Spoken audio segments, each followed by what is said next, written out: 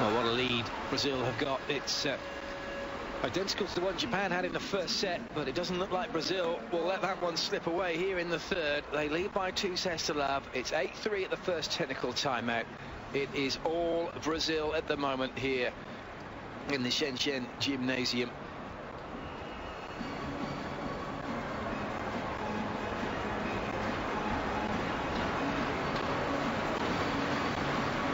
Well, it looked so good at the start for Japan. It's not looking like that at the moment.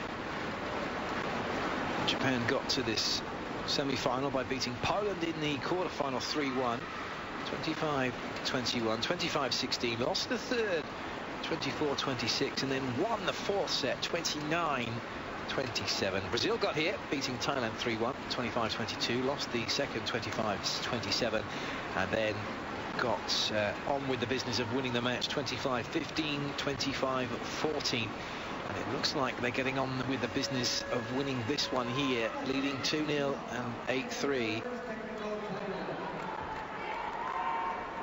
They can keep their concentration, and it will be a comfortable victory when they look back on it, but certain areas they certainly need to work on.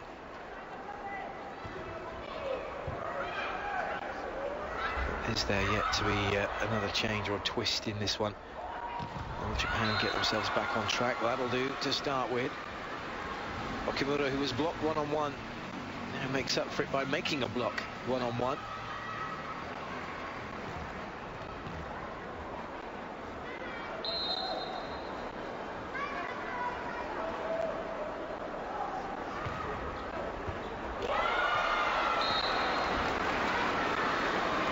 Good example there of Medeiros being turned by the ball, so she ends up facing the crowd behind her, which is exactly where the ball went. She made a baseball-style swing with her arms instead of a golf-style swing. If she'd made a golf swing, she'd have kept her shoulder space in the net, she'd have trapped the ball, and it would have come back into play.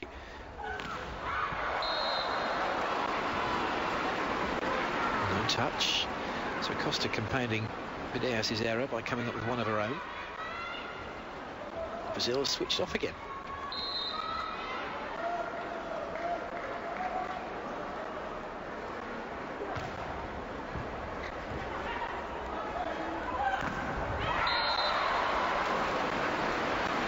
Will do nicely. This time Costas finds the corner.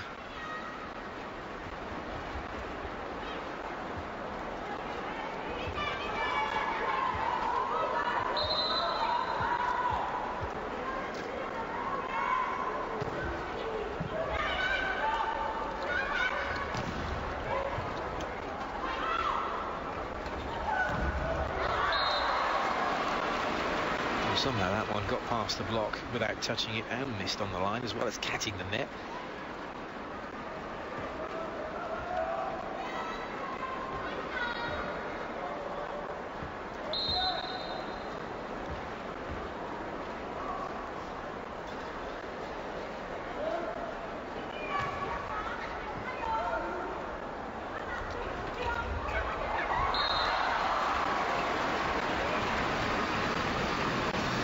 A look of relief, isn't there, at the moment from Brazil when they get their points.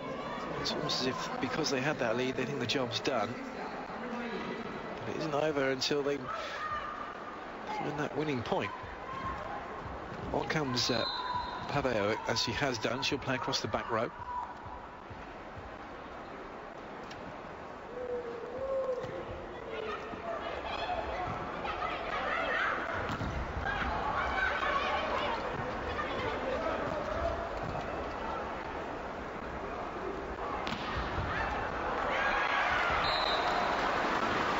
Position that ball came out down the line, not quite there for a dig or for a volley, and caught in between the two, sending it out of court. Timeout called by Japan.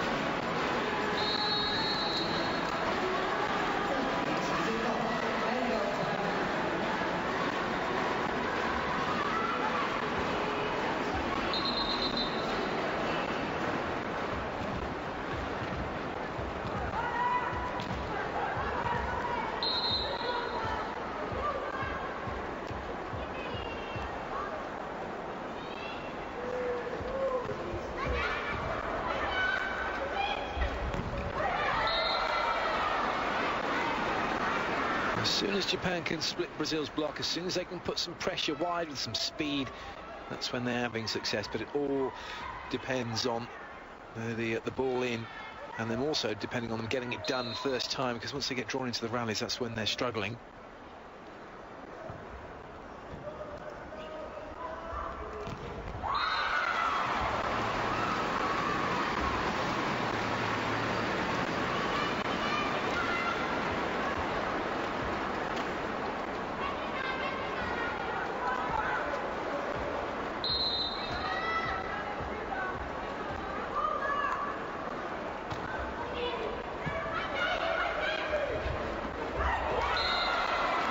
Just about got that one through. Terai was trying to flap her arms to stay in the air long enough.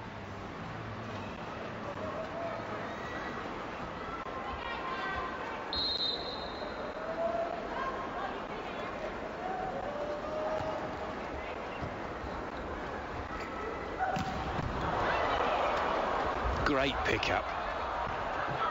And still it's in play. Free ball for Brazil. 2 front court options, 2 back court options. A slide behind, not effective. Japan can kind of counter-attack here. And now almost thought they were going to be on the forefoot, but indeed they are, courtesy of a great swing from Umai off the block. And Japan again just defend really, really well. Brazil hitting some great shots with plenty of pace and accuracy, but Japan just soaking up the pressure.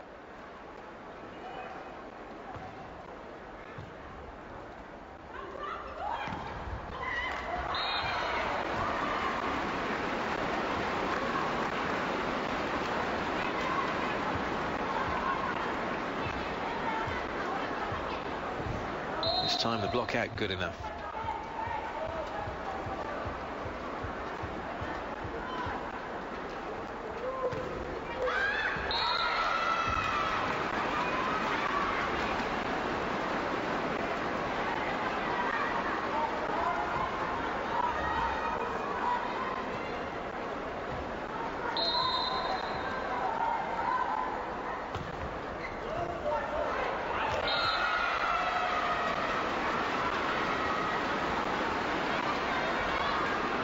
Well, I said that Brazil were going to be off and running and their way back for Japan. But that's volleyball for you. It can change very quickly.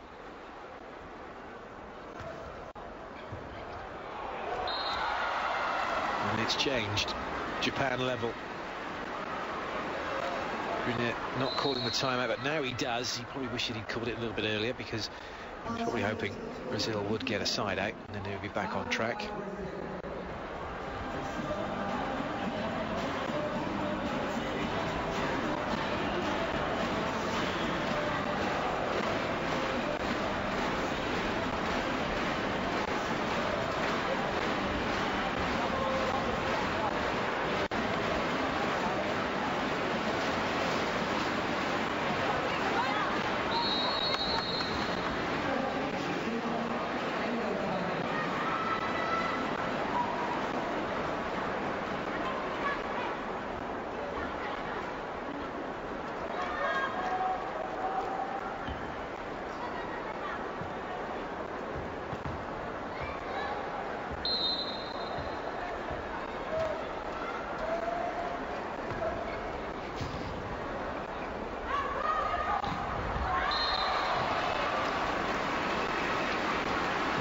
Comes up with the unforced error, just overturning that one down the line.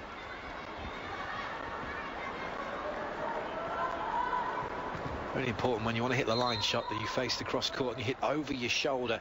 As soon as you start to rotate towards the line, you've got a danger that as your arm is coming around the ball, you're going to swing out past the line on it. There's gets the ball back for Brazil. And she'll serve.